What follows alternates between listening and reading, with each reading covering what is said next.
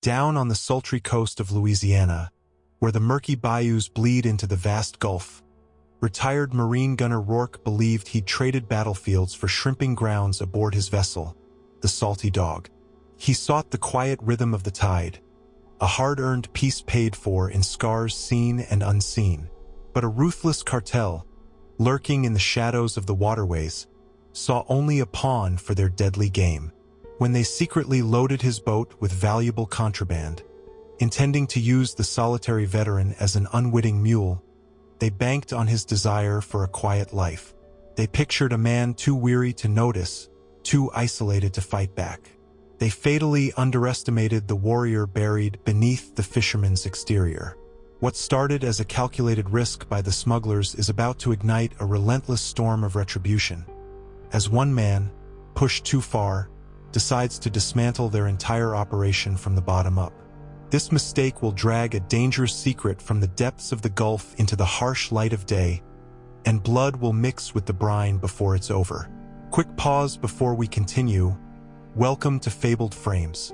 Please tell us where you're watching from in the comments. Don't forget to subscribe because tomorrow's story is mind-blowing. Part 1. The Still Waters. The Gulf of Mexico was Gunner Rourke's sanctuary, the only place the ghosts truly quieted. Not silenced, never silenced, but muted, their whispers lost in the thrum of the diesel engine of the Salty Dog, his 30-foot shrimp boat. The rhythmic chug was a metronome counting out the peaceful seconds he'd earned, paid for in sweat, blood, and pieces of his soul scattered across deserts halfway around the world. John Gunner Rourke, Master Gunnery Sergeant, USMC, retired. 20 years of service, from the humid jungles of unnamed conflicts to the searing sands of Fallujah and Helmand. He'd seen the worst of humanity and done things in the name of duty that kept him company in the lonely hours before dawn. Now, all he wanted was the brine on the air, the pull of the nets, the simple satisfaction of a day's work wrested from the sea. He ran a tight ship, literally and figuratively. Everything on the Salty Dog had its place, every line coiled correctly, every piece of equipment maintained with meticulous, ingrained discipline. His small, weathered cabin cruiser, docked in a sleepy marina near Cocodrie, Louisiana, was his fortress of solitude. Life was reduced to essentials: tides, weather, market prices for shrimp, engine maintenance, and the occasional cold beer at CJ's Bait and Tackle, where the talk was of fishing quotas and hurricanes, not IEDs and firefights. He kept to himself mostly. The locals respected his quiet intensity, the way he carried himself, coiled but calm. They knew he was former military, the bearing was unmistakable even in faded jeans and a grease-stained t-shirt. They didn't pry. Down here, privacy was currency. The routine was his anchor. Pre-dawn checks, casting off as the first hint of pearl light touched the eastern sky, navigating the familiar channels out into the open Gulf. Hours of trawling, the hard, physical work of sorting the catch, the sun beating down, the salt crusting on his skin. Then the return journey, unloading, cleaning the boat, securing lines. It was hard, honest work, a world away from the calculated violence he used to orchestrate. One sweltering August afternoon, things shifted.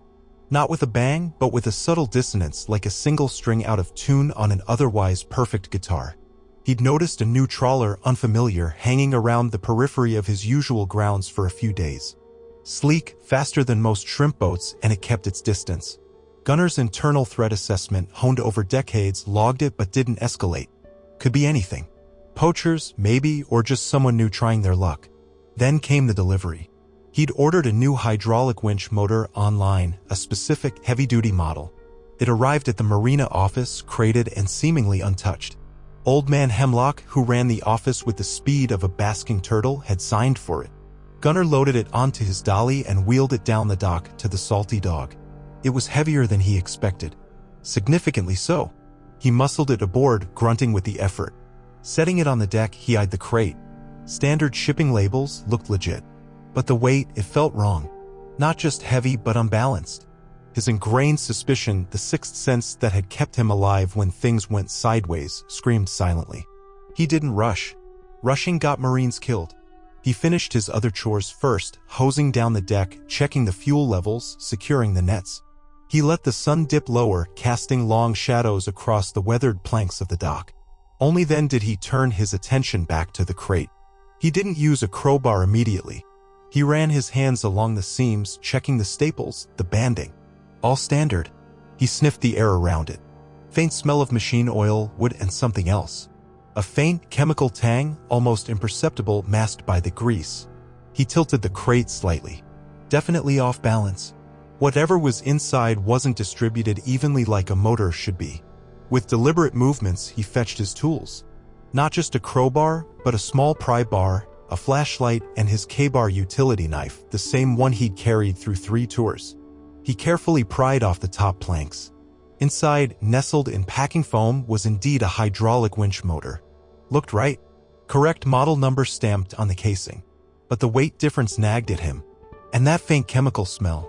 He shone the flashlight around the motor into the gaps in the foam. Nothing obvious. He tapped the motor casing. Solid steel. He ran his hand underneath it, probing the dense foam padding lining the bottom of the crate. His fingers brushed against something hard, rectangular, wrapped tightly in plastic. It wasn't part of the motor. He carefully lifted the heavy motor out, straining, setting it aside on the deck. Now he could see it clearly. Underneath the bottom layer of foam, cleverly fitted into cutouts, were several tightly wrapped bricks. Black plastic, sealed with thick tape. Gunner froze. He knew instantly what they were. He'd seen packages like this seized in operations overseas linked to funding insurgents. Cocaine. High grade by the density and careful packaging. Kilogram bricks. He counted them. 10. 22 pounds of uncut poison hidden in his gear, delivered to his boat. A cold fury different from the hot rage of combat began to simmer deep within him. They hadn't just trespassed on his sanctuary, they tried to make him complicit. A mule. An unwitting pawn in their filthy game. They thought the retired Marine, the quiet shrimper, wouldn't notice the extra weight, the smell, the subtle wrongness of it all. They thought he was just some dumb grunt put out to pasture. Big mistake. His mind raced, analyzing, assessing.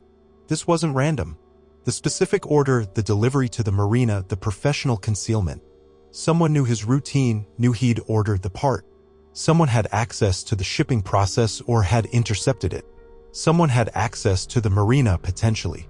The unfamiliar boat he'd seen, coincidence or surveillance? He stood very still on the deck of the Salty Dog, the setting sun painting the sky in hues of orange and purple, mocking the tranquility he craved. The gentle lapping of water against the hull sounded like a countdown. He could call the Coast Guard, call the DEA, hand it over, make a statement, deal with the questions, the suspicion, the disruption. Let the authorities handle it. That was the sensible thing to do, the legal thing to do. But Gunner Rourke hadn't survived 20 years in the Marines by always doing the sensible thing. He'd survived by being proactive, by eliminating threats, by taking the fight to the enemy before they could bring it to him. These people, whoever they were, had violated his peace, underestimated his intelligence, and tried to use him. They had designated his boat, his life, as acceptable collateral damage. That could not stand. The cold fury solidified into purpose. A purpose he hadn't felt since he'd hung up his uniform. They wanted to use him as a mule? Fine. He'd deliver something all right. Not their product. He'd deliver pain. He'd deliver consequences. He wasn't just going to report this. He was going to dismantle it, piece by piece. He was going to find every single person involved, from the dockhand who might have facilitated access to the mid-level scumbag who arranged the logistics, all the way up to whoever gave the order. They thought he was retired. They were wrong. He was reactivated. He carefully removed the bricks, handling them with a precision born of habit dealing with dangerous materials. He repacked the winch motor into the crate, arranging the foam to mimic the original configuration, minus the illicit cargo. He needed the crate to look undisturbed, at least initially. He took the bricks below deck, stowing them securely in a hidden compartment he'd built into the hull years ago, a place meant for emergency supplies and personal items, now repurposed. Out of sight, out of mind for now. His first step was information. Who had access? Who knew about the delivery? Who was watching? He needed eyes and ears. He started with the marina. Old Man Hemlock was slow, but not stupid. And he saw everything that happened on his docks. Gunner cleaned himself up, wiping the grease and sweat from his face, changing into a clean shirt. He locked the cabin of the Salty Dog securely, his gaze sweeping the marina, noting every vehicle in the parking lot, every person lingering on the docks. The world had suddenly shifted back into focus, sharp-edged and dangerous. Every shadow could hold a threat, every stranger could be an observer. He walked towards the marina office, his stride measured, calm on the surface, but inside, the master gunnery sergeant was already planning his campaign. The sea had been his peace. Now it was about to become his hunting ground. The cartel had planted a seed of chaos on his boat. They had no idea what kind of harvest they were about to reap.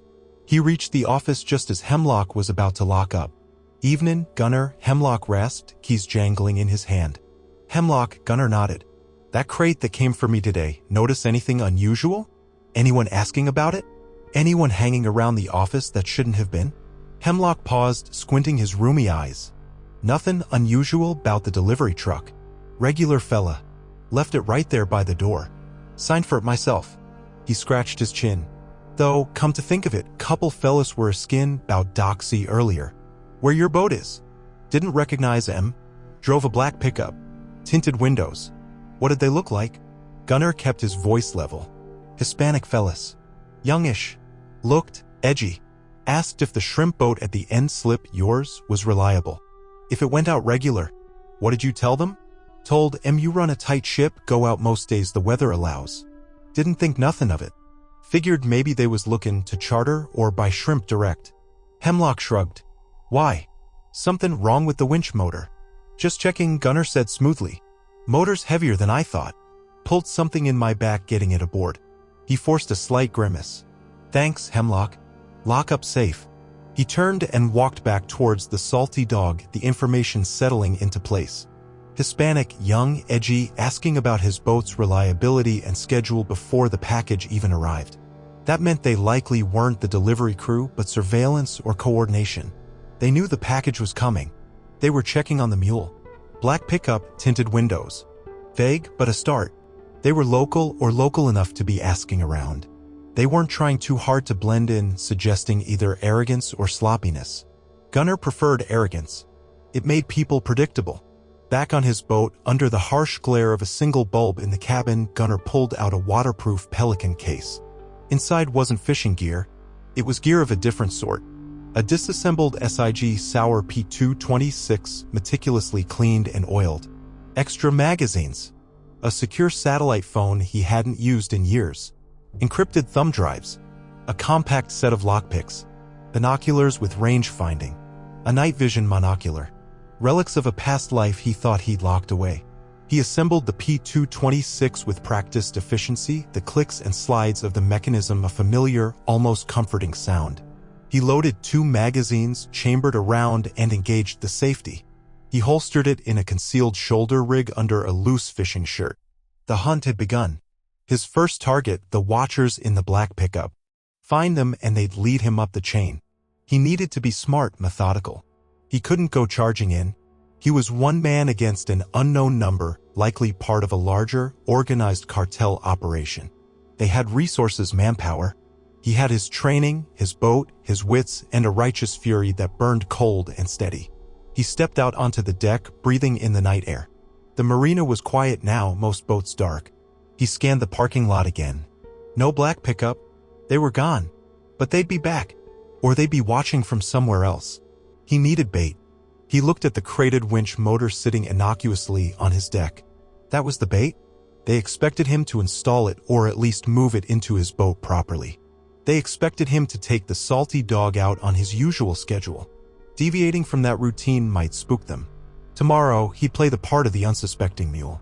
He'd make a show of moving the crate, maybe even starting the installation. And he'd keep his eyes open. He'd let them think their plan was working. Let them get comfortable. Then he'd start turning over rocks. Starting with the dockhands. Someone local had to be involved, someone who knew the marina's rhythms, who could have provided information or access. There were always whispers on the docks, guys looking to make easy money. He settled into the small bunk in the cabin, but not to sleep. To plan. To visualize. He ran through scenarios, tactical options, potential threats. The ghosts were still there, but tonight they weren't whispering warnings, they were nodding in grim approval. Master Gunnery Sergeant Rourke was back on duty. As dawn broke, painting the Louisiana sky, Gunner began his charade, wrestling with the heavy crate on deck, making sure anyone watching would see. He spotted him then, not in a black pickup, but leaning against a piling further down the dock, seemingly idly smoking. Young, Hispanic, wearing clothes a little too clean for a dock worker. He met Gunner's gaze for a split second, then looked away, trying too hard to be casual. Gunner felt the familiar prickle of being observed, the crosshairs settling on him. The watcher subtly touched his ear, likely speaking into a hidden mic. They were confirming the mule was prepping his boat. The game was on. Gunner gave a non-committal nod in the man's general direction, then turned back to the crate, his hand casually brushing the concealed P226 under his shirt. The first domino was about to fall. Part 2. Stirring the nest. Gunner spent the morning playing the role of the diligent shrimper. He made a show of struggling with the crated winch motor, moving it towards the engine housing, even pulling out some tools as if preparing for the installation. All the while, his senses were dialed to 11. The young watcher remained for about an hour, pretending to check mooring lines on unoccupied boats, his eyes constantly flicking towards the salty dog. Then, discreetly, he melted away. Gunner didn't see the black pickup, but he knew the report had been made. The mule was proceeding as expected. He didn't actually install the new motor. Instead, he resecured the crate, covered it with a tarp, and made preparations to head out just like any other day. Fuel topped off, ice loaded, nets checked. Routine. Predictability was his camouflage.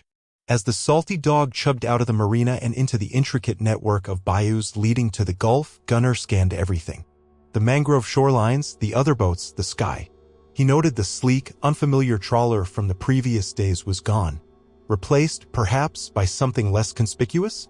Or were they relying on shore-based surveillance now? He trawled for a few hours, a shorter run than usual, enough to maintain appearances. The catch was mediocre, but his mind wasn't on shrimp. It was on the young watcher, the black pickup, and the chain of command he needed to climb. Returning to the marina in the mid-afternoon, he spotted him again. The same young man, this time talking to one of the regular dock hands, a wiry kid named Mikey who was always looking for side hustles. Mikey handled fuel and waste disposal, giving him access to almost every boat in the marina. He was the weak link Gunner had been looking for. Gunner unloaded his meager catch, hosed down the deck, and secured his boat, all under the distant, watchful eye of the cartel operative. Mikey finished his conversation and headed towards the fuel pumps, looking shiftier than usual. Gunner let the watcher leave the immediate area before making his move. He intercepted Mikey near the bait shop, clapping a heavy hand on his shoulder. Mikey jumped, eyes wide. "Easy there, Mikey. Got a second?" Gunner's voice was calm, friendly even, but his eyes were hard. Yeah, Gunner. Sure. What's up?" Mikey fidgeted, avoiding eye contact. "Saw you talking to a new fella earlier. Down by my slip this morning, too. Don't recognize him." Gunner kept his tone casual. Mikey swallowed hard. "Oh, him? Yeah, just asking about work. Looking for odd jobs." The lie was paper thin. Gunner leaned in slightly, lowering his voice. "Odd jobs like watching my boat?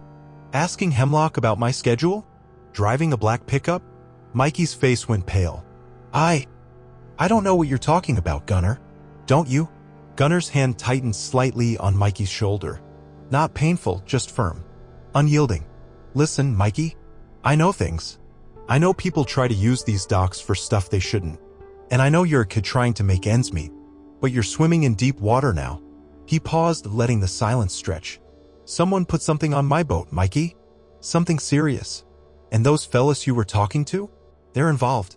Which means, right now, you're involved." Mikey started trembling. "I didn't know. Honest, Gunner. They offered me cash. $500. Just to let em know when your new winch part arrived.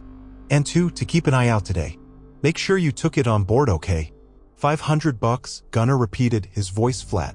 Contempt dripped from the words. $500 to help set me up as a mule for God knows how much coke. "Coke?" Mikey whispered, horrified. "Man, I didn't know it was that. They just said it was contraband. Something valuable they needed moved quietly." "Who are they, Mikey? Names? Where do they operate out of?" Gunner's grip remained firm. "I dunno names. Just the main guy I talked to, they called him Flacco. The watcher today. The other guy, the driver, never said much. They hang out sometimes at that old fish processing plant down Bayou Le Carpe. The abandoned one. The abandoned plant." Gunner knew it. Isolated, derelict, accessible by water and a barely there dirt road. A perfect spot for shady dealings. What else, Mikey? Anything. Vehicle details? Black Chevy Silverado. Newer model. Tinted windows, yeah. Louisiana plates, but I couldn't catch the number. Flacco, he had a tattoo. A spiderweb on his neck. Spiderweb tattoo. Flacco. Abandoned fish plant. Black Silverado. Concrete details. Progress. All right, Mikey. Gunner released his shoulder. You did the right thing telling me. Now listen carefully. You didn't have this conversation. You don't know anything. If they contact you again, you act normal, tell them whatever they want to hear that doesn't involve putting anyone else at risk, and then you find a way to let me know. Understand? Mikey nodded frantically. Yeah, Gunner. Yeah, I understand. I'm sorry, man. I messed up. You did, Gunner said grimly. Stay clean from here on out. Go home. Mikey scurried away, looking like a spooked rabbit. Gunner watched him go, then turned his attention towards Bayou Le Carpe. Flacco and the abandoned plant. That was his next objective. Reconnaissance first. He needed to know the layout, security, numbers. He spent the rest of the afternoon prepping. Not the salty dog, but himself. He packed a go bag, water, rations, basic first aid, the NV monocular, the lockpicks, extra ammo, zip ties, a roll of duct tape. He dressed in dark, durable clothing suitable for moving through swampy terrain. He swapped the shoulder holster for a tactical thigh rig for the P226, less concealment, faster access. As dusk settled, casting the bayous in shades of gray and deep purple, Gunner didn't take his boat. Too conspicuous. Instead, he slipped into the heavily modified pirogue he kept hidden under a tarp behind his rented storage unit near the marina. It was painted camouflage green, lightweight, and powered by a near-silent electric trolling motor. Perfect for navigating the shallow, twisting waterways undetected. He slid the pirogue into a dark, mangrove-choked channel away from the main routes. The electric motor hummed faintly as he navigated by memory and the dim glow of a GPS app on his burner phone. The air grew thick with the smell of mud and decaying vegetation, the buzz of insects a constant drone. It took nearly 2 hours to reach the vicinity of the abandoned processing plant. He cut the motor about half a mile out, letting the current carry him closer, using a paddle to steer silently through the murky water. The plant loomed ahead, a skeletal structure against the moonlit sky. Rusting corrugated metal, broken windows like vacant eyes. He beached the pirogue under a dense canopy of cypress trees, the Spanish moss dripping like shrouds. He activated the night vision monocular, the world turning ethereal green. He moved slowly, deliberately, every step placed carefully to avoid snapping twigs or rustling leaves. His old training kicked in, the heightened awareness, the methodical sweep of his surroundings. The plant grounds were overgrown but showed signs of recent activity. Tire tracks in the mud, fresher than the older ones. He circled the perimeter, staying in the shadows. He spotted 2 vehicles parked near a side entrance, the black Chevy Silverado Mikey had described and a nondescript white panel van. He counted 2 sentries. One near the front gate, leaning against a rusted fence post, smoking. Another patrolling the water-facing side, near a rickety wooden dock where a couple of flat-bottomed skiffs were tied up. They weren't exactly Delta Force, looked bored and unprofessional, but they were armed. He could make out the shape of shotguns or rifles slung over their shoulders. He needed to get closer, get eyes inside if possible. He identified a potential weak point, a section of the chain-link fence near the back, partially hidden by overgrown brush, looked loose and corroded at the bottom. Using wire cutters from his go bag, he snipped the remaining rusted links, creating a narrow opening. He slipped through, moving low and fast across a short stretch of open ground to the cover of discarded machinery. The air here smelled different, not just decay, but also gasoline, chemicals, and faintly, cocaine again. He found a grimy window, partially boarded up, but with a gap large enough to peer through. Inside, under harsh fluorescent lights, was the main processing floor. Gutted of its original equipment, it was now set up for a different kind of processing. Tables were laid out, digital scales, bags of white powder, packaging materials, heat sealers, plastic wrap, tape. 3 men were working, methodically breaking down larger bundles into smaller, sellable bricks. None of them looked like the watcher Flacco. These were laborers. Where were Flacco and the driver? Where was the boss? He continued his reconnaissance, moving along the building's exterior wall. He heard voices, muffled, coming from an office section at the front. He crept closer, finding another window, this one offering a view into a small, cluttered room. And there he was. Flacco. Spiderweb tattoo visible on his neck. He was leaning back in a chair, boots up on a metal desk, talking animatedly on a cell phone. The driver from the pickup truck sat opposite him, cleaning a handgun. On the desk between them was a laptop open, displaying what looked like shipping manifests. Gunner focused on Flacco's conversation, straining to hear through the dirty glass. Flacco spoke rapid-fire Spanish, arrogant and boastful. Gunner's Spanish was functional, learned out of necessity in various deployments. He picked out key phrases: shrimp boat leaving tomorrow, full load, meet point, Bravo. El Tiburon will be pleased. El Tiburon? The shark? That sounded like a boss's name. Meet point, Bravo? Full load. They weren't just using him for the 10 kilos he'd found. That was likely just a test run or a down payment. They intended to load the salty dog with a much larger shipment. Tomorrow. His blood ran cold. They were planning to commandeer his boat, load it up and use him, or perhaps dispose of him, once he reached their designated meet point out in the Gulf.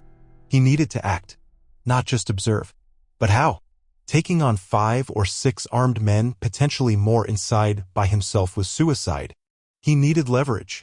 He needed to disrupt their plan for tomorrow. He scanned the area again. The panel van. What was in it? More drugs waiting to be processed? Supplies? Or something else? He slipped away from the window, back towards the van. The sentries hadn't moved. He reached the van, staying low. The back doors were secured with a heavy padlock. He pulled out his lockpicks. Years since he'd practiced seriously, but some skills never leave you. Muscle memory took over. He shielded the lock from view, working quickly, feeling the tumblers click. Within a minute, the lock sprang open. He eased the door open a crack, peering inside with the NV monocular. It wasn't drugs. It was gear.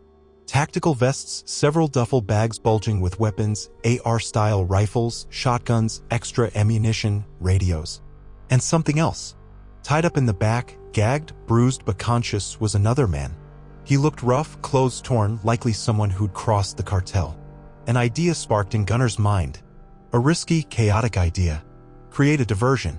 Sow confusion. Turn their own resources against them. He silently opened the van door wider.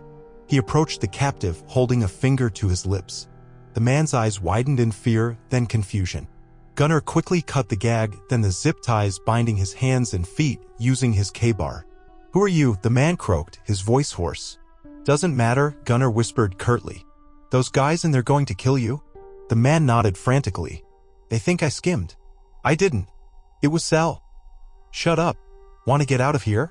Another nod. "There's gear here. Weapons." Gunner gestured towards the duffels. "Know how to use them?" The man's eyes lit up with a desperate, vengeful fire. Yeah, I do." "Okay. Here's the plan." Gunner quickly outlined his idea. Create chaos inside while Gunner dealt with the sentries and secured an exit. Gunner finished briefing the prisoner, whose name was apparently Hector. Hector grabbed a shotgun from one of the bags, checking the load with grim familiarity. Gunner took one of the ARs, extra mags, and a radio. He left the van door slightly ajar. "On my signal," Gunner whispered, "raise hell." He slipped back into the shadows, circling towards the first sentry near the gate. He moved like a wraith, the electric hum of the plant the only sound besides the insects. He was 10 yards away, hidden behind a stack of old pallets, ready to make his move, when Flacco's voice suddenly barked from the office doorway. "Hey, Luis, you see something out there?"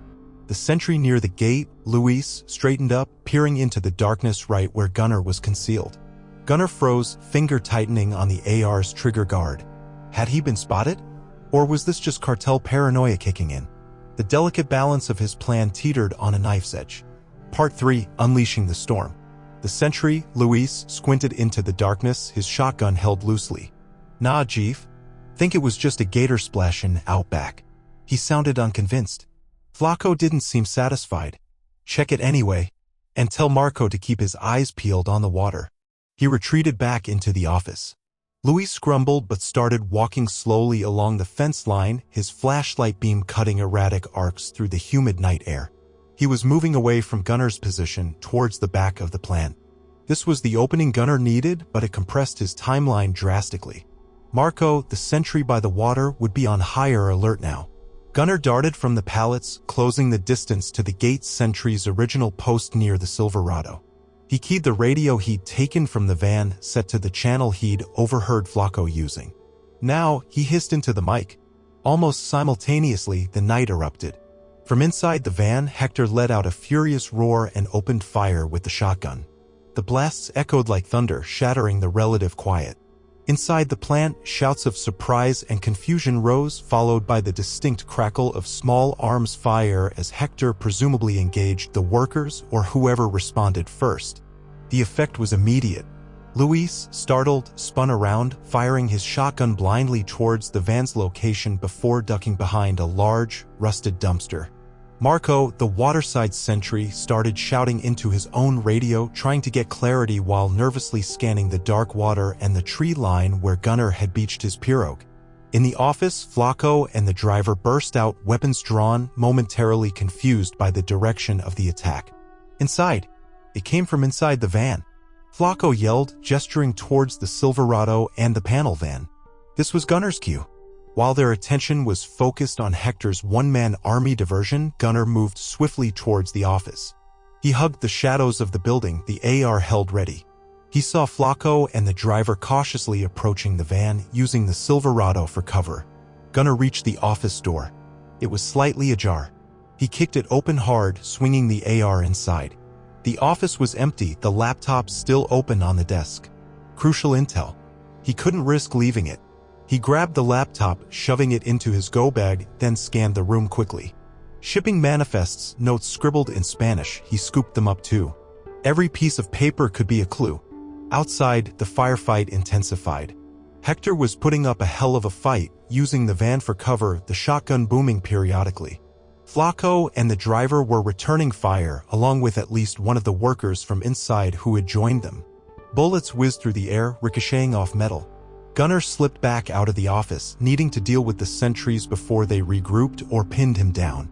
Luis was still hunkered behind the dumpster, occasionally popping up to fire towards the van. Marco was now moving cautiously along the dock, trying to get a flanking angle on the van, away from the water. Gunner decided on Marco first. He was more isolated. Gunner circled wide, using the plant structure as cover until he had a clear line of sight to the dock. Marco was exposed, silhouetted against the moonlit water. Gunner raised the AR, took careful aim, center mass, and squeezed the trigger. A short, controlled burst. Marco jerked, stumbled, and fell onto the dock, silent. One down. Now Luis. Gunner moved back towards the front. Hector was still exchanging fire with Flacco and the others near the vehicles. Luis, hearing the AR burst from a different direction, seemed confused, looking back and forth between the van and the dock area where his partner had fallen. Gunner used that hesitation. He sprinted across the open ground towards the dumpster, firing suppressing bursts near Luis's position. Dirt kicked up around the dumpster. Luis ducked down, firing wildly over the top without looking. Gunner closed the distance, skidding to a halt at the edge of the dumpster. He swung the rifle around. "Drop it," he commanded, his voice the drill instructor's bark. Luis, startled by the voice right next to him, fumbled his shotgun. Gunner didn't wait. A sharp batroque to the temple and Luis crumpled to the ground, unconscious. Two down. The firefight near the van abruptly stopped. Hector must be out of ammo or hit. Gunner saw Flacco and the driver cautiously advancing on the van again. One of the workers lay injured or dead near the plant entrance. Gunner quickly zip-tied Luis's hands and feet, then moved towards the vehicles, staying low. He needed Flacco alive if possible. He held the intel. "Flacco!" Gunner yelled, his voice amplified by the sudden lull in shooting. "Drop your weapons. You're surrounded." A bluff, but worth trying. Flacco hesitated, looking around wildly. "Who the hell are you?" "The guy whose boat you tried to use," Gunner called back. "The Marine." Recognition, then fury flashed across Flacco's face. "Kill him," he screamed at the driver, raising his own pistol. The driver reacted instantly, spinning towards Gunner's voice, firing blindly. Gunner dived behind the Silverado as bullets sparked off the truck's bodywork. He returned fire, aiming low, shattering the driver's knee. The man screamed and collapsed. Flacco, seeing his backup go down, panicked. He abandoned the fight, sprinting towards the remaining skiff tied to the dock. Escape! Gunner scrambled up, ignoring the downed driver for the moment. He couldn't let Flacco escape. He raced towards the dock, vaulting over discarded equipment. Flacco was already fumbling with the skiff's mooring lines. "Stop!" Gunner commanded. Flacco ignored him, freeing the last line and shoving off, trying to start the outboard motor. Gunner raised the AR again. He didn't want to kill him, but escape was unacceptable. He aimed carefully at the motor. A single shot. The motor cowling splintered. Another shot and the fuel line ruptured, spraying gasoline. The motor sputtered and died. Flacco cursed, grabbing a paddle, trying to propel the skiff away from the dock into the darkness of the bayou. Gunner ran along the dock, easily keeping pace. "It's over, Flacco.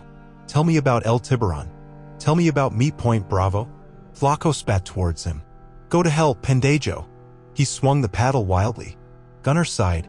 Some people had to learn the hard way. He holstered the AR and drew his P226. A calculated shot aimed at the paddle Flacco was using.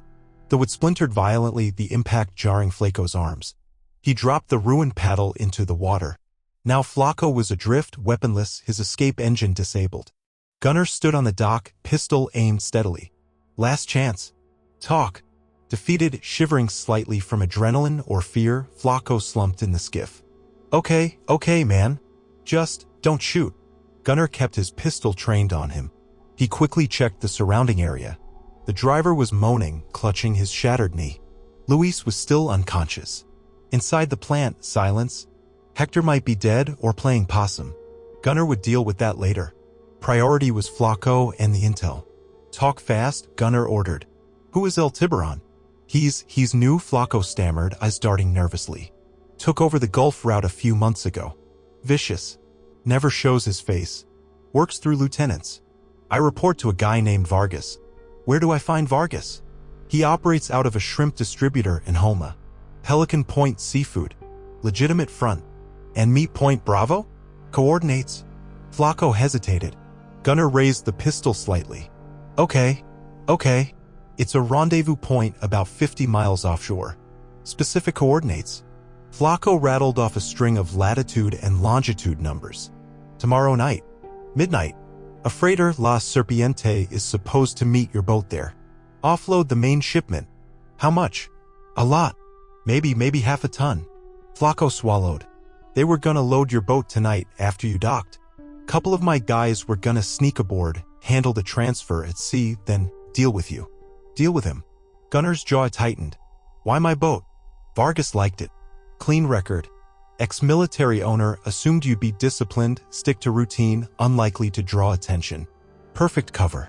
Flacco looked miserable. "We watched you for weeks." Gunner absorbed the information. "Vargas.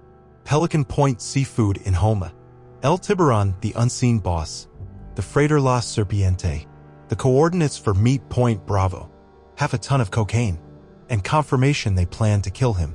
He needed to secure the scene and decide his next move.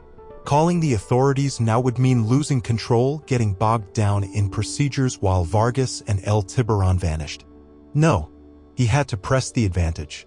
He ordered Flacco to paddle the crippled skiff back to the dock using his hands. Once Flacco was close enough, Gunner forced him out, zip-tied him securely, and gagged him. He did the same to the wounded driver, applying a crude pressure bandage to his knee first. He needed him alive for potential further questioning or as leverage. He cautiously entered the plant. Hector lay near the van, shotgun empty beside him, multiple gunshot wounds in his chest and abdomen. Dead. He'd bought Gunner the time he needed. Gunner felt a grim sense of respect for the man's final, desperate act. The other two workers inside were also dead, caught in Hector's initial, furious assault. The scene was secure. 3 dead cartel members, 3 captured, Flacco, Luis, the driver. He had the laptop, the documents, the coordinates, and the name of the next link, Vargas. He retrieved the 10 kilos of cocaine he'd confiscated from the salty dog. He placed them conspicuously near the bodies inside the plant. Let the eventual cleanup crew find them. His focus was bigger now. He needed to get out, clean up, and plan his visit to Homa. Pelican Point Seafood. Vargas. Then maybe El Tiburon. And the freighter La Serpiente was still expecting a rendezvous tomorrow night. An opportunity? Perhaps. He disabled the remaining vehicles, slashing tires and cutting wires. He couldn't risk any surviving cartel members following him or warning Vargas too soon. He dragged the unconscious Luis and the wounded driver into the office, tying them securely to chairs. Flaco he kept separate, trussed up near the damaged skiff, easier to retrieve if needed. He wiped down everything he remembered touching, a habit ingrained from missions where leaving traces meant compromising assets. He retrieved his pirogue, loaded his gear and the captured intel, and slipped back into the bayou's embrace, the electric motor humming almost silently. Behind him, the abandoned processing plant was a scene of carnage, a hornet's nest stirred and shattered. Ahead lay Homa, Vargas, and the deeper, colder waters of the conspiracy. He had drawn blood, but he was now firmly on their radar. El Tiburon would hear about this disaster soon. The shark would start hunting the thing that had bitten his operation. Gunner felt a grim satisfaction. Let him hunt. He was hunting too. And the master gunnery sergeant had always been a very, very good hunter. As Gunner navigated the pre-dawn darkness back towards his storage unit, the captured radio crackled to life. It wasn't Spanish this time, but clear, unaccented English spoken with cold precision. All Gulf units station check. Asset recovery team en route to Bayou Le Carpe facility, ETA 60 minutes. Standing order remains, secure the product. Eliminate all non-essential personnel. Acknowledge. Gunner froze, paddle trailing in the water. Asset recovery team? Eliminate non-essential personnel? This wasn't just some regional cartel drug operation. The cold, professional voice on the radio spoke of a level of organization and ruthlessness that felt chillingly familiar. El Tiburon wasn't just a drug lord. He was something more. And his cleanup crew was on its way. Part 4. The Shark's Teeth. The radio message sent a jolt through Gunner. Colder than the bayou water. Asset recovery team. Eliminate non-essential personnel. That wasn't standard cartel cleanup terminology. That was sanitized corporate or paramilitary language. Clinical, efficient, deadly. It implied a structure far more sophisticated than Flaco understood. El Tiburon wasn't just moving drugs, he was managing assets, neutralizing liabilities. And his recovery team was likely professional, well-equipped, and operating on a tight schedule. 60 minutes ETA. Gunner glanced at his burner phone's GPS. He was still 40 minutes from his storage unit rendezvous point. The recovery team would arrive at the plant before he was clear of the immediate area's waterways. They might even have air surveillance. He needed to disappear fast. He steered the pirogue sharply, veering off the main channel into a narrow, almost invisible cut hidden behind a curtain of Spanish moss and cypress knees. This was gator country, shallow and treacherous, navigable only by pirogue or airboat, and only if you knew the way. He pushed the small electric motor to its maximum, the propeller churning mud, hoping the dense canopy overhead would shield him from aerial view. He needed to put distance between himself and the plant, but also monitor the situation. He kept the captured radio on volume low, listening intently. 15 minutes later, another transmission, same cold voice. Recovery 1 arriving on station. Initial assessment. Multiple casualties, significant structural damage. Product located. Begin sanitation protocol. Sanitation protocol. Gunner knew what that meant. Erasing evidence. Removing bodies. Leaving nothing behind that could be traced. These guys were pros. Flaco, Luis, the driver, they were now liabilities. Non-essential personnel. Their chances of survival had just dropped to zero. Gunner felt a pang, not of sympathy, but of grim confirmation. He'd been right to get out when he did. He continued his journey through the maze-like waterways, pushing the pirogue hard. The sun was beginning to rise, filtering through the thick canopy in dappled patterns. He finally reached the secluded landing near his storage unit, just as the radio crackled again. Recovery 1. Sanitation complete. All assets secured. Exfiltrating. They were efficient. Less than an hour to assess. locate the drugs, the 10 kilos Gunner left, eliminate the survivors, clean the scene to their standards, and leave. Whoever El Tiburon was, he had serious resources. This operation felt less like a drug cartel and more like something else. Intelligence agency, rogue military unit, private military corporation dabbling in illicit activities. The possibilities were unsettling. Gunner quickly loaded the pirogue onto its trailer, hitched it to his beat-up personal truck, kept separate from his marina life, and covered everything securely. He needed to shower, change, analyze the intel he'd grabbed, and plan his approach to Vargas and Pelican Point Seafood in Homa. The clock was ticking. Vargas would undoubtedly hear about the Bayou Le Carpe disaster soon, if he hadn't already via the recovery team's network. He might be spooked, might go to ground.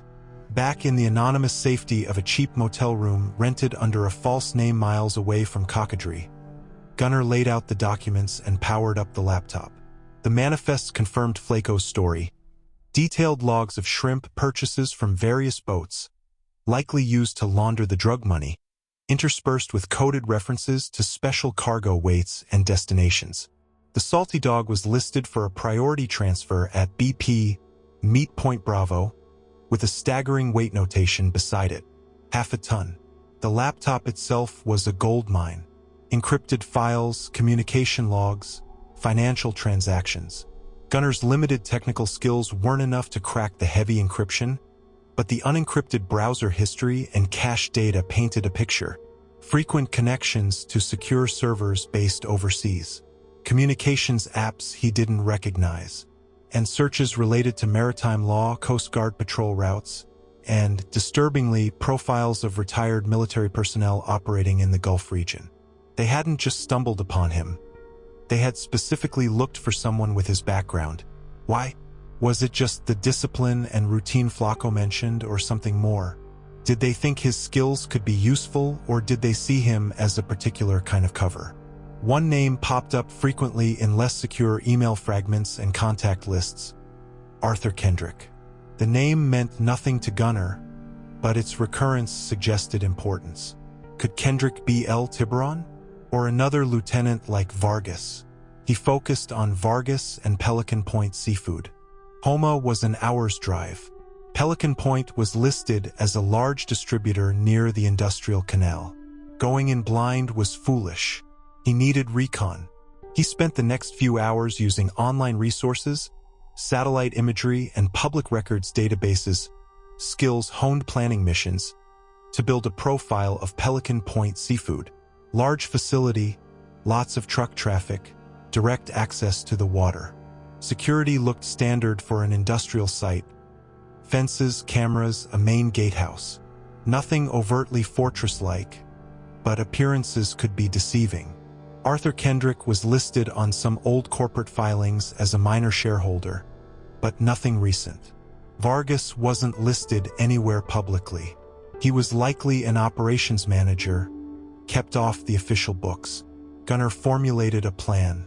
Not direct assault. Observation first. He needed to identify Vargas, understand the facility's routines, security posture, and communications. He also needed to consider the possibility that the asset recovery team might have a presence there, especially after the Bayou Le Carpe incident. He drove to Homa, parking his truck several blocks away from Pelican Point Seafood. Dressed as a transient laborer, worn jeans, dirty flannel shirt, baseball cap pulled low, he approached the area on foot.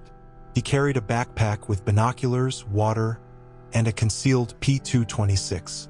The place was busy, refrigerated trucks coming and going, workers in overalls moving crates of ice and seafood, fishing boats unloading at the docks.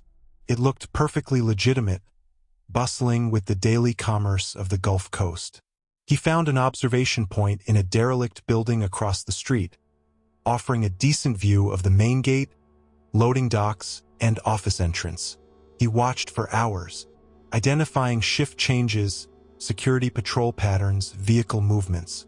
He saw plenty of workers, truck drivers, office staff, but no one who matched Flaco's vague description of Vargas. middle-aged, heavyset, always looked annoyed. He needed a closer look. Late afternoon, during a shift change, Gunner saw his chance. A catering truck arrived, delivering food for the evening shift. As the driver wheeled trays inside, Gunner slipped from his observation point, crossed the street, and blended in with a group of workers heading towards the main building's side entrance. Head down, looking tired, he walked past the security guard, who barely glanced at him, and entered the facility. Inside, the smell of fish and ammonia was strong. It was a maze of corridors, processing rooms, cold storage units. He kept moving, trying to look like he belonged, heading towards the office area he'd identified from the outside. He needed to find Vargas's office, plant a listening device, maybe access a computer. He located a block of administrative offices. Most doors were closed. He listened at each one. Muffled conversations, typing. Then, from one office, he heard a loud, irritated voice speaking Spanish with the same regional accent Flaco had used. Idiots! Losing the whole facility. And Flaco? Gone. El Tiburon is furious. He wants answers, and he wants that Marine dealt with. Permanently. A pause. Yes, the freighter is still proceeding. The meat is still on. We used the backup plan. Find me another boat. Now. That had to be Vargas. Gunner had found him. He needed to plant the bug. He waited until Vargas finished his call. He heard the scrape of a chair, footsteps approaching the door. Gunner quickly ducked into an adjacent janitor's closet just as the office door opened. A heavy-set man with a perpetually scowling face of Vargas stormed out, barking orders at a nervous-looking subordinate who scurried away. Vargas then headed down the corridor towards the main processing floor, leaving his office door unlocked and slightly ajar. Perfect. Gunner slipped out of the closet and into Vargas's office. It was functional, messy. Papers strewn across the desk, a computer monitor displaying inventory spreadsheets. Gunner quickly placed a small, magnetically attached listening device under the desk, near the phone line. He took a few quick photos of the papers on the desk with his burner phone, names, boat registrations, delivery schedules. He was about to check the computer when he heard footsteps approaching. He didn't have time to hide. He flattened himself against the wall behind the door just as Vargas stormed back in, muttering curses. Vargas didn't notice him immediately. He went straight to his desk, grabbing a set of keys. Then he froze. Some sixth sense, perhaps? Or maybe Gunner hadn't been as silent as he thought. Vargas slowly turned, his eyes widening in shock and then narrowing in fury as he saw Gunner pressed against the wall. P-226 now drawn and leveled at his chest. "You!" Vargas snarled. "The Marine!" Before Vargas could shout or reach for the pistol Gunner now saw tucked into his waistband, Gunner lunged. He slammed the office door shut with his foot and drove forward, striking Vargas hard in the throat with the butt of his pistol. Vargas gagged, stumbling backward, clawing at his neck. Gunner followed up with a knee to the gut, doubling him over, then a swift chop to the back of the neck. Vargas collapsed onto the floor, unconscious. Gunner worked fast. He bound Vargas securely with zip ties and gagged him tightly. He couldn't take him out now, too risky. He needed to create a diversion, get out clean, and let the bug do its work. He could retrieve Vargas later, or use the intel gathered to bypass him entirely and focus on El Tiburon and the freighter. He quickly searched Vargas, finding the pistol, a wallet thick with cash, and several cell phones. He took the phones, more potential intel, and the pistol. He surveyed the office again. How to create a convincing diversion. He spotted a circuit breaker panel on the wall. An idea formed. Overload the system, cause a localized blackout, maybe trigger a fire alarm. Chaos was his friend. He used a metal letter opener from the desk to short one of the main breakers feeding the office block. Sparks flew, lights flickered and died, and seconds later, the piercing shriek of a fire alarm began to blare through the facility. Perfect. Shouts erupted outside the office. People started moving quickly in the corridors. Emergency lighting kicked in. Amidst the confusion, Gunner slipped out of Vargas's darkened office, pulling the door shut behind him. He joined the stream of workers heading towards the emergency exits, keeping his head down, cap pulled low. He exited the building with the crowd, melting into the chaos outside as fire trucks began to arrive in the distance. No one gave him a second look. He walked calmly away from Pelican Point Seafood, back towards his truck, the listening device now active in Vargas's office. Vargas himself trussed up waiting for discovery, and Vargas's phones in his pocket. He had successfully infiltrated the second node of the operation, neutralized a key lieutenant, temporarily, at least, gathered more intel and escaped undetected. But the mention of El Tiburon's fury and the order to deal with him permanently meant the stakes were higher than ever. The backup plan Vargas mentioned, finding another boat for the rendezvous, meant the operation was still live. La Serpiente was still steaming towards Meat Point Bravo. Gunner got back to his truck, drove a safe distance away, and activated the app linked to the listening device. Static, then muffled shouts as someone discovered the unconscious Vargas in the dark office. Then, clearer voices as power was restored and the initial panic subsided. He heard someone trying to figure out what happened, mentioning the shorted breaker. Then, a new voice came on, sharp and authoritative, likely facility security or a higher-up arriving on scene. Lock down the facility. Check all personnel. Someone did this deliberately. Find them. Gunner smiled grimly. They knew he'd been there. The hunt was definitely mutual now. He started analyzing the data on Vargas's phones, driving towards a new, temporary safe location.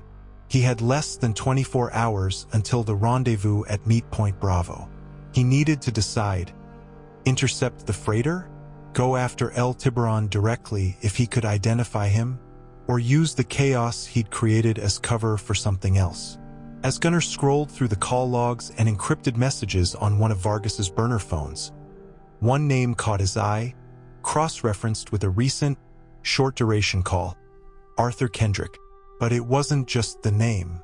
It was the GPS tag associated with the contact profile. It wasn't a fixed address. It was live, moving, and it was currently located about 100 miles offshore, heading away from Louisiana, tracking steadily southeast. Kendrick wasn't just a shareholder or a shoreside manager.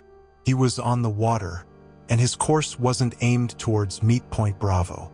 It was aimed towards international waters. Was Kendrick El Tiburon? And was he running? Part 5. Chasing Shadows on the Water. The moving GPS tag linked to Arthur Kendrick changed everything. Kendrick wasn't just a name on paper. He was mobile, offshore, and heading away from the core area of operations. Was he fleeing the chaos Gunner had unleashed? Or was this a planned movement? Could Kendrick be El Tiburon, directing things remotely and now retreating to safety? Or was he another high-level player, perhaps heading to rendezvous with the real boss elsewhere? Gunner studied the track on his burner phone's map app. Kendrick's signal emanated from a vessel moving at a steady 15 knots, already deep in the Gulf. Too fast for a standard fishing boat. A yacht, maybe? Or a fast supply vessel. His course, southeast, would take him towards the Yucatan Channel or the Florida Straits, gateways to the Caribbean, Central and South America. Gunner was faced with a critical decision. Pursue Vargas/Pelican Point. Go back, try to extract Vargas, highly risky now with the facility on lockdown, and hope he could be forced to reveal El Tiburon's identity or plan. Intercept La Serpiente, head to Meat Point Bravo. Confront the freighter, disrupt the half-ton cocaine transfer. High risk, high reward in terms of impact on the operation, but might not lead him closer to the head. Chase Kendrick. Follow the GPS signal. Pursue the man who might be El Tiburon himself, or at least high enough to lead to him. This felt like the most direct path to the top, but meant abandoning the immediate drug shipment and heading into potentially hostile international waters. His gut, honed by years of threat assessment, screamed that Kendrick was the key. The sophistication, the asset recovery team, the international scope hinted at by the servers and Kendrick's current trajectory. It all pointed to something bigger than Vargas. Cutting off the head of the snake was always the primary objective. He needed a boat. The salty dog was known, potentially watched. Taking her out now, especially on a course deviating from his usual grounds, would be waving a massive red flag. Besides, she wasn't fast enough to catch Kendrick's vessel. He needed speed and range and anonymity. He thought back to the resources available. Confiscated cash from Flacco and Vargas. His own emergency funds. It wouldn't buy a yacht, but it might rent something suitable, no questions asked, from the shadier side of the marine world. There were outfits along the coast that catered to those needing discreet transport. Charter captains who didn't ask about cargo or destination, as long as the price was right. He used another burner phone, compartmentalization was key, and made a call, using coded language he'd learned peripherally during his service, referencing a mutual acquaintance from a bygone conflict zone who owed him a significant favor. He needed a fast boat, offshore capable, ready to leave within 2 hours from a discreet private dock west of Homa, fueled, provisioned for 3 days. No questions. The price would be triple the usual rate, paid in cash up front. The voice on the other end was hesitant, then recognized the reference. Got something. Cigarette boat. Twin engines. Drinks fuel like a fish, but she flies. 40-footer. Clean hull, no name. Dock 7, Dupuy Bayou. 2 hours. Cash on the barrelhead. It was perfect. Fast, anonymous, capable of handling the open Gulf. He drove west, ditched his current burner phone, wiped Vargas's phones clean after backing up the essential data onto an encrypted drive, and acquired a new burner along the way. He withdrew a hefty sum of cash from different ATMs using dummy cards linked to his emergency fund. 2 hours later, under a moonless sky, Gunner stood on a dilapidated private dock in the middle of nowhere. Tied up was a sleek, dark blue cigarette-style speedboat. Low profile, powerful engines glinting under the dock lights. A grizzled man with eyes that had seen too much accepted the thick envelope of cash without counting it, handed Gunner the keys, and vanished back into the swamps. Gunner quickly transferred his go-bag, the Pelican case with his P226 and the AR he'd acquired, extra fuel cans, the boat would be thirsty, and the encrypted drive with the intel. He studied the GPS tracker for Kendrick's vessel. Still moving southeast, approximately 150 miles ahead of him now. Catching him wouldn't be easy, especially if Kendrick realized he was being pursued. He fired up the twin engines. They roared to life, a throaty, powerful sound that promised speed. He eased the boat out of the bayou and into the open Gulf, pushing the throttles forward. The boat surged, lifting onto plane, slicing through the waves at exhilarating speed. He settled in for a long, fast pursuit, the vast darkness of the Gulf surrounding him. He kept the boat's navigation lights off, relying on radar, GPS, and his night vision monocular. He needed to close the distance without alerting Kendrick. He calculated intercept courses, factoring in Kendrick's speed and heading, and the fuel consumption of his own vessel. It would be tight. Hours passed. The cigarette boat ate up the miles, the engines a constant, powerful drone. Gunner stayed alert, scanning the horizon, checking the GPS tracker frequently. Kendrick's vessel maintained its steady course and speed. No indication they suspected pursuit. As dawn approached, Gunner had closed the gap significantly. Kendrick's vessel was now only about 30 miles ahead. Through his binoculars in the first gray light, he could just make out a shape on the horizon. A large, modern-looking motor yacht, gleaming white, perhaps 70 or 80 feet long. It flew no flag he could discern from this distance.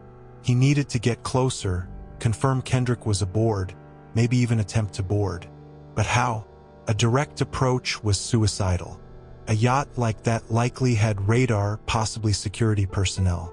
They'd spot his fast approaching, unlit boat miles away. He slowed his speed, letting the yacht maintain the distance, shadowing it from just over the horizon. He needed a plan. Could he disable it somehow? Approach under the guise of distress? Unlikely to work on a vessel this sophisticated and likely involved in illicit activities. He monitored the radio frequencies, hoping to pick up communication from the yacht. Mostly silence, occasional bursts of encrypted data transmissions. Then, he heard a brief, clear voice transmission on an open channel, likely unsecured by accident. English with a faint European accent. Mr. Kendrick, the satellite connection is stable. Your conference call with Geneva is scheduled for 0800. Kendrick was definitely aboard and conducting international business. Geneva? What kind of business? Gunner continued shadowing, waiting for an opportunity. The sea state was calm, the sun climbing higher. Then he saw it. A change in the yacht's behavior. It slowed considerably, almost stopping. Smoke or steam began to rise from the stern. Were they having engine trouble? He edged closer, cautiously. Through the binoculars, he could see crew members moving about on the aft deck, near the engine compartment access. It looked like genuine mechanical trouble. This was his chance. A golden opportunity, dropped in his lap by fate or mechanical failure. He pushed the throttles forward again, closing the distance rapidly, but not aiming directly at the yacht. He planned to overshoot slightly, then circle back as if he'd just spotted their distress. He prepared his gear. P226 secure, AR accessible, grappling hook and line ready. As he got closer, maybe 2 miles out, his radar screen suddenly lit up. A new contact, approaching fast from the southeast, Kendrick's original direction of travel. This contact was moving at over 30 knots. Another fast boat, converging on the yacht's position. Was this help arriving, or something else? Gunner cursed. His window of opportunity was closing rapidly. He had maybe 10 minutes before the newcomer arrived. He had to board now, while the yacht crew was distracted by the engine issue and before potential reinforcements showed up. He steered the cigarette boat on a direct intercept course now, pushing the engines to their maximum.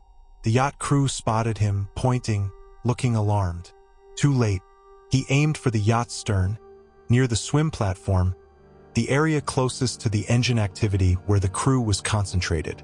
As he closed the final 100 yards, gunfire erupted from the yacht's deck.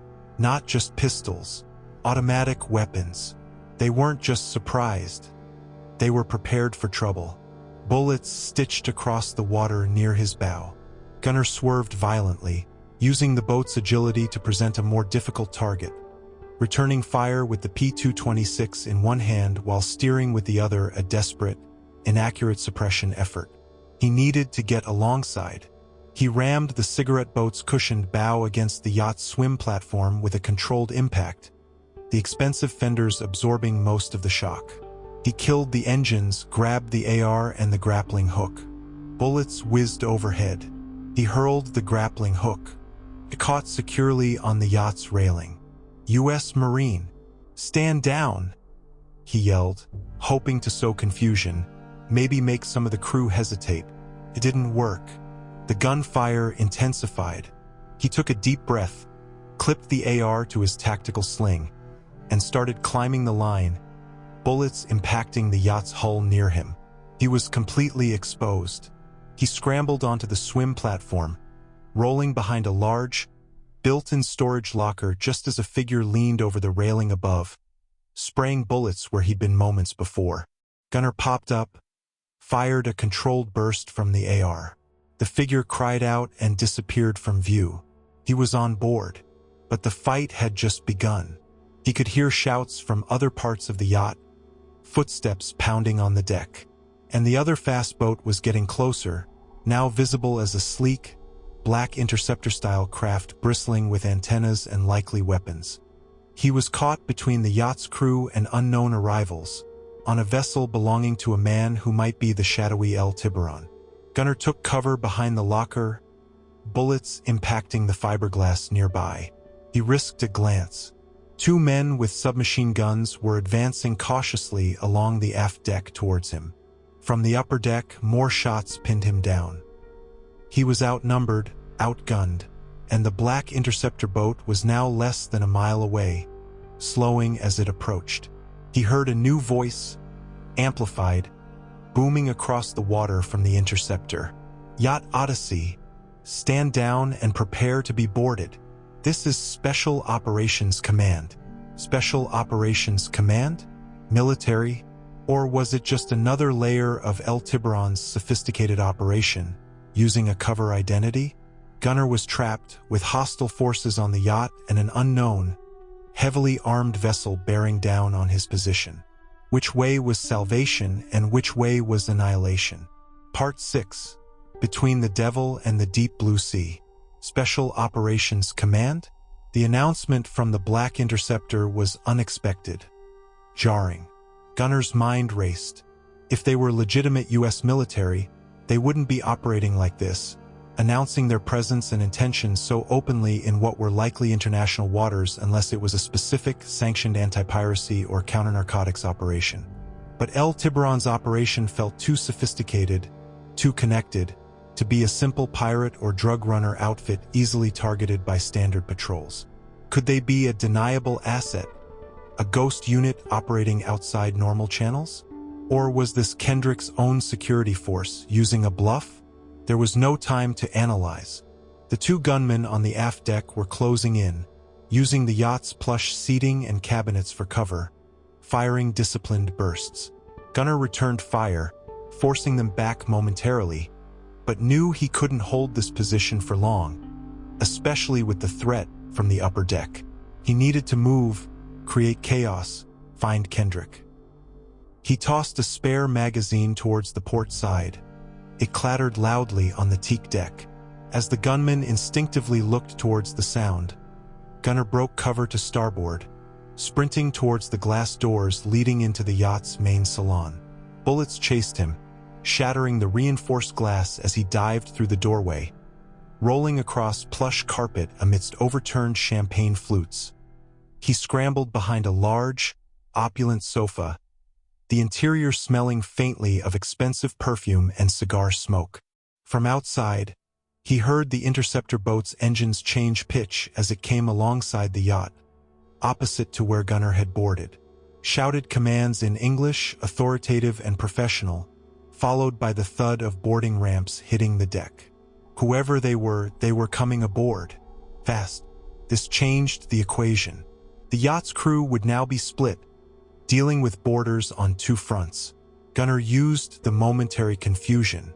He moved swiftly through the luxurious salon, past abstract art and leather seating, heading forward, deeper into the vessel, searching for the bridge or master suites where Kendrick was likely located. He encountered two more crew members in a hallway armed, wearing matching black polo shirts with no insignia.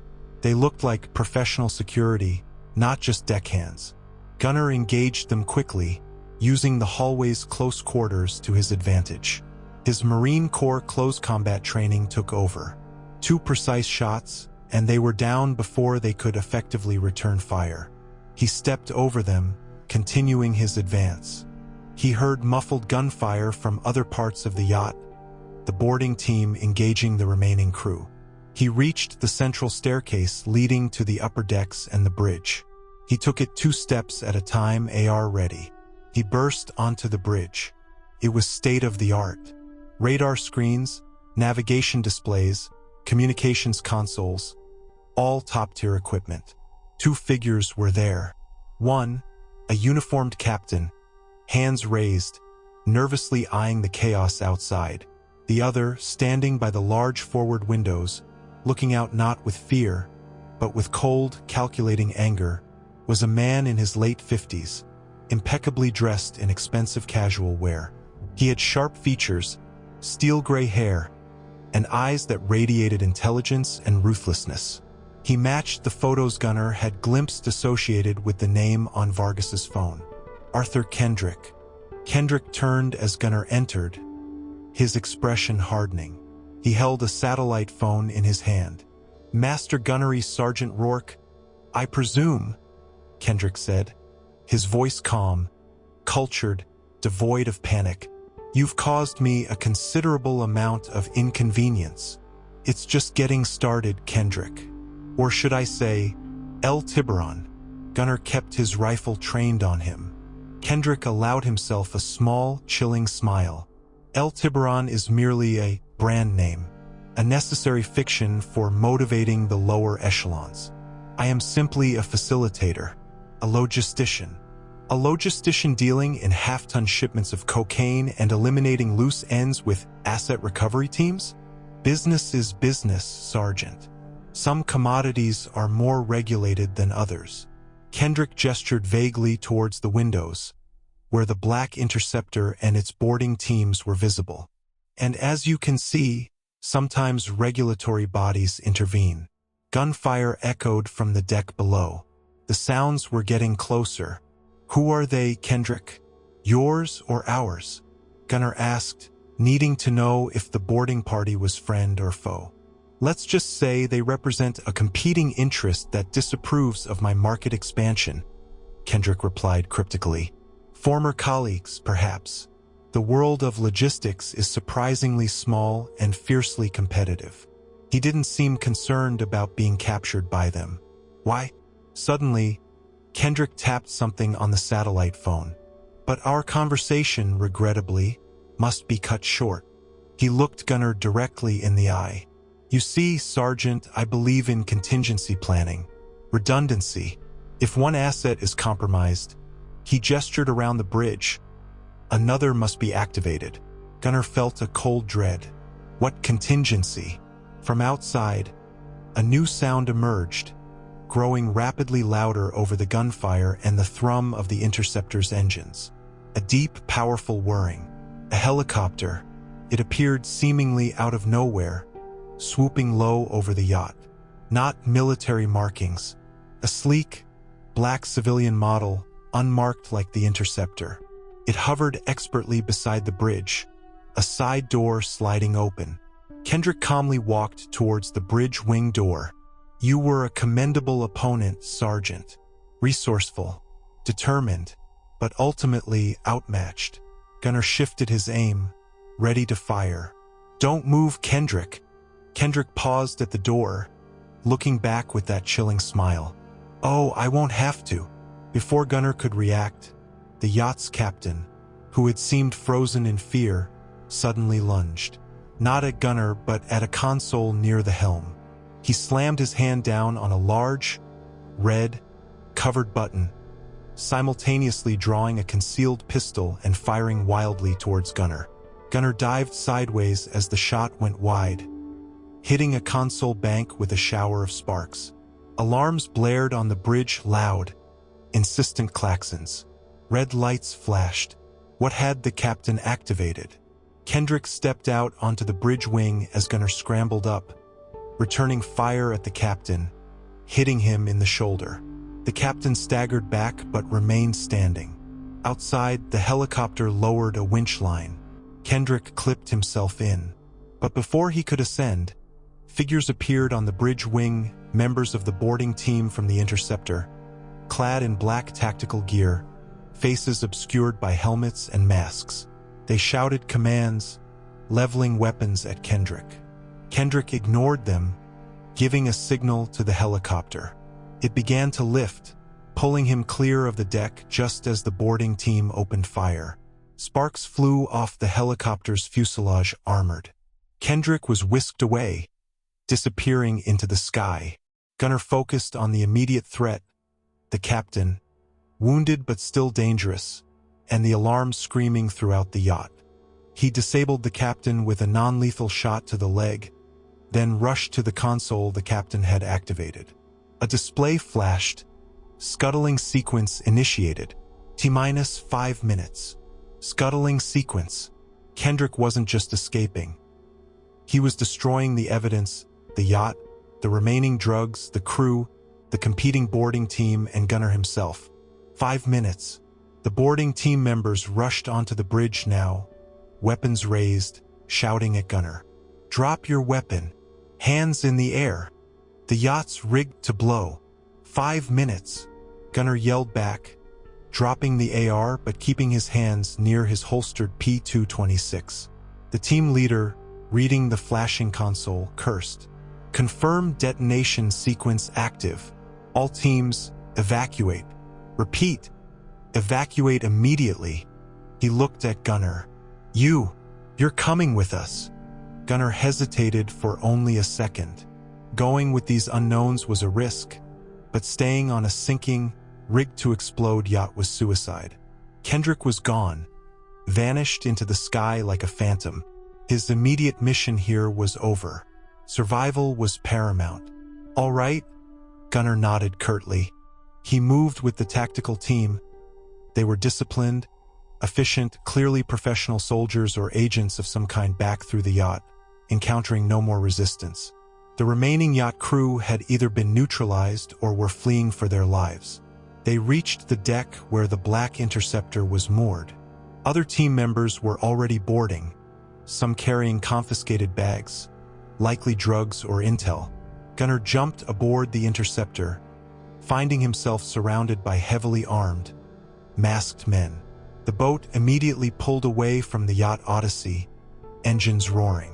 Behind them, the luxurious vessel already seemed lower in the water, smoke pouring from multiple areas.